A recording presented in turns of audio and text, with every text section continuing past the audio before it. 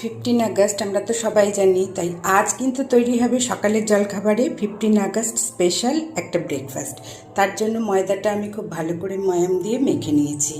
আর এদিকে আমি কিন্তু আলু সেদ্ধ করে আলুটাকে পিস পিস করে কেটে নিয়েছি। গ্যাস চুলার উপর কড়াই বসিয়ে দিয়ে দিয়েছি পরিমাণ মতো সাদা তেল। তেলটা আমার গরম হয়ে গিয়েছে। এবার এর মধ্যে ফোড়নের জন্য দিয়ে দেবো 5 ফোড়ন আর শুকনো লঙ্কা।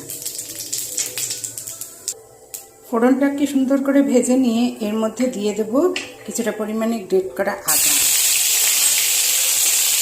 আদাটা দিয়ে কিন্তু খুব বেশি ভাজবো না। এবার এর মধ্যে আমি অ্যাড করে দেবো ওই সেদ্ধ করে রাখা আলুটা।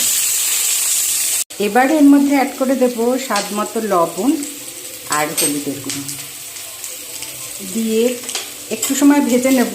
আলুটা তো সেদ্ধ করাই আছে, আর একটু সময় আমরা কিন্তু আলুটাকে এই তেলের মধ্যে ভেজে নেব। আলুটা তো সেদ্ধ করাই ছিল, তাই আর বেশি ভাজবো না। আলুটাকে কিন্তু তোমরা হাত দিয়ে ভেঙেও দিতে পারো। এবার এর মধ্যে অ্যাড করে দেব আমি পরিমাণ মতো জল।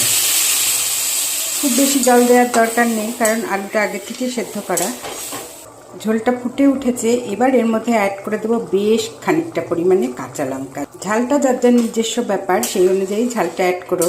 আমরা একটু বেশি ঝাল খাই, তাই বেশি করে কাঁচা লঙ্কাটা অ্যাড করলাম এর মধ্যে। এই তরকারিটা একটু ঝোলঝোলি হবে, সেই কারণে বেশি ঝোল আমি কিন্তু টানাবো না। এই পর্যায়ে এর মধ্যে আমি অ্যাড করে দেব 1 চামচ পরিমাণে চিনি। আর এখানে আমি সিক্রেট মশলা বানিয়ে রাখি ঘরে, সেটা তো তোমরা জানোই, আগেও বলেছি তোমাদের।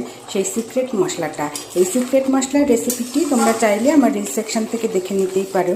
এই সিক্রেট মশলাটা দিয়ে নেড়ে চেড়ে আর একটু সময় ফুটিয়ে নেব। মশলাটা যেন সবজির সাথে মিশে যায়, সেই কারণে।